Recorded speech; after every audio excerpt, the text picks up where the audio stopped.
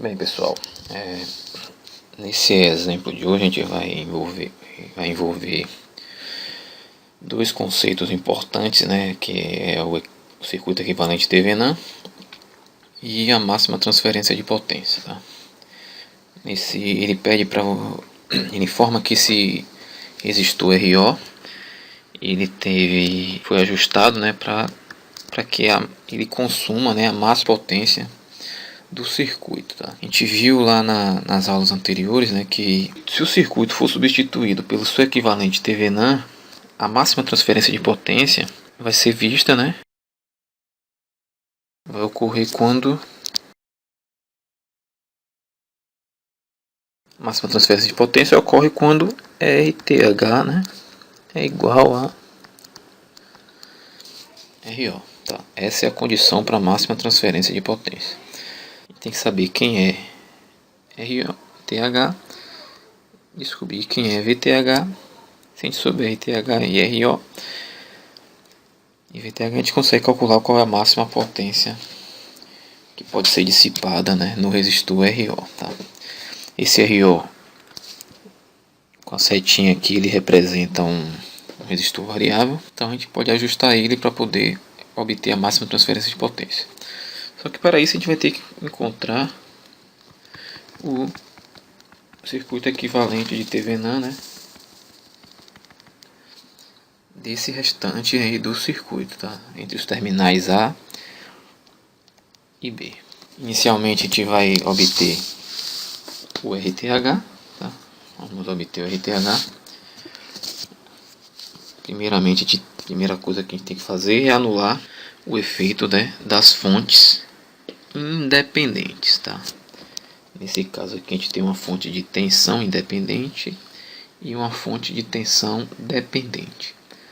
A gente só vai anular o efeito das fontes de tensão independente, tá? Então, se é uma fonte de tensão, para anular ela a gente transforma ela num curto-circuito.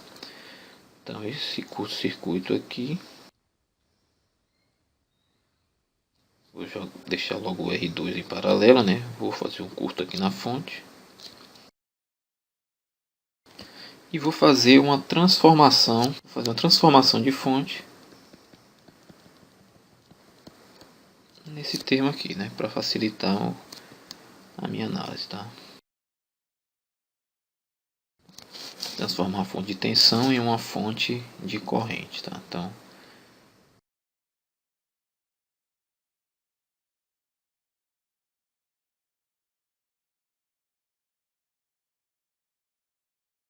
o circuito equivalente, o resistor equivalente, né, de TVNAND vai obter como sendo a resistência vista, né, para dentro aqui do circuito a partir dos terminais A e B, tá? Aqui a gente tem que manter, né, o I delta, né, que vai controlar a fonte de corrente. E precisa obter o resistor equivalente, né, desse circuito, tá? Se a gente sabe que a gente pode reescrever todo esse circuito como sendo, né, um resistor equivalente, tá? A gente pode trocar todo esse circuito aqui por esse daqui, não é isso? A gente vai poder encontrar isso, mas isso aqui vai ter uma corrente e aqui vai ter uma tensão, tá? Se a gente conseguir determinar quem é essa corrente, quem é essa tensão VI, ou relacioná-las, V sobre I, obviamente vai ser o nosso RTH. Se a gente conseguir relacionar as equações de V com V e I, a gente vai obter o RTH, tá? Então a gente pode analisar o circuito. Voltando aqui para o nosso circuito, a gente vai fazer a análise, né, desse nó aqui. Então, vou chamar esse nó de nó A, tá? Vamos fazer a análise do nó. Então a corrente que passa no resistor de 2 ohms saindo, né?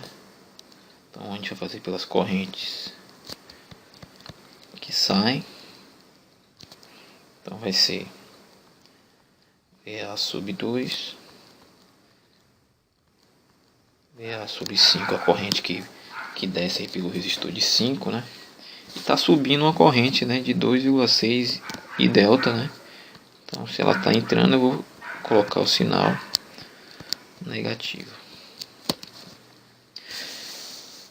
E aqui também, né, tá entrando a corrente I e tem a tensão V aqui, tá? Então a corrente I está entrando, então ela também é com sinal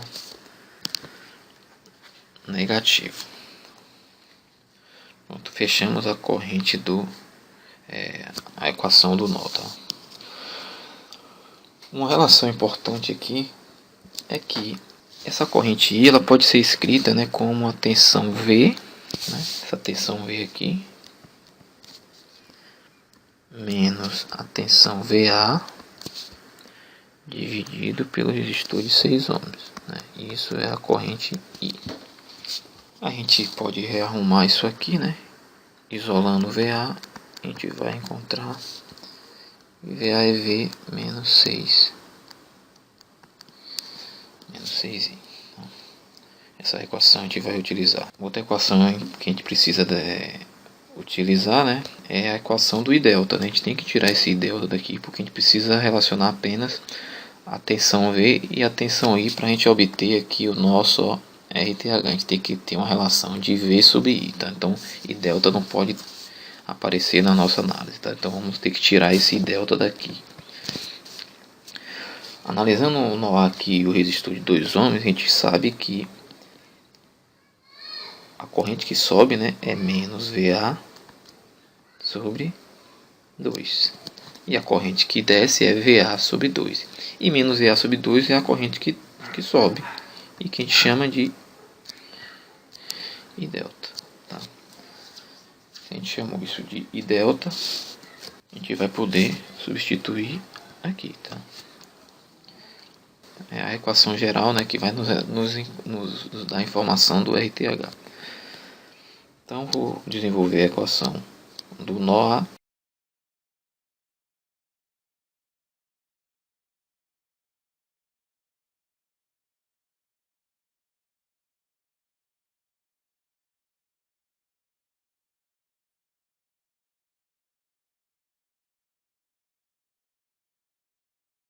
Vou utilizar o resultado do VA para colocar nessa equação.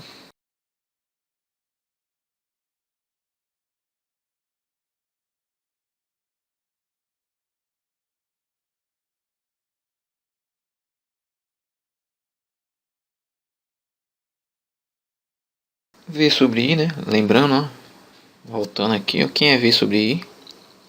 V sobre I é o nosso RTH. Então, dessa forma, o RTH é 6,5 ohms. Pronto, o nosso equivalente TVNAN já foi obtido a metade, né, da informação. Vamos agora obter a tensão VTH, tá? VTH é a tensão de circuito aberto, né? Com a fonte funcionando, né? Sem anular a fonte, que aparece entre os terminais A e B. Se ela é uma tensão de circuito aberto, significa que aqui, ó, a corrente é 0 ampere. Tá? Se a corrente aqui é 0 ampere, a tensão VTH ela vai aparecer aqui, ó, também, ó. Porque não vai haver queda de tensão aí nesse resistor de 6 ohms, tá? Com isso a gente vai ter uma equação de malha aqui, tá? Então a gente pode fazer a análise da malha de maneira bem simples, né? Menos 100.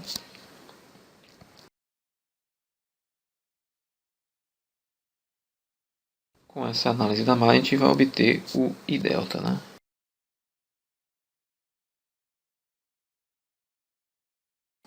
E o VTH, a gente sabe, né, que VTH é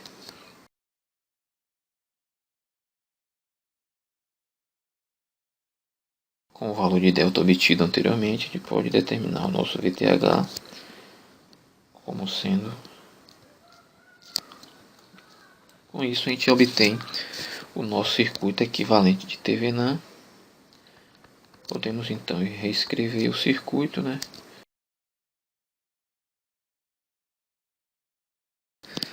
Para a máxima transferência, RO tem que ser igual a 6,5, tá? Então esse aqui é a resposta. Tem que ser igual a 6,5 ohms, tá? Então, e a potência máxima em RO? Equação de potência, né? Tensão VO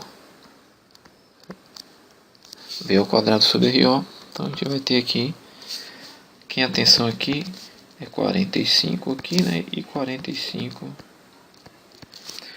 aqui. Então o divisor de tensão tem que dar 90, né? Então pelo divisor de tensão, a tensão VO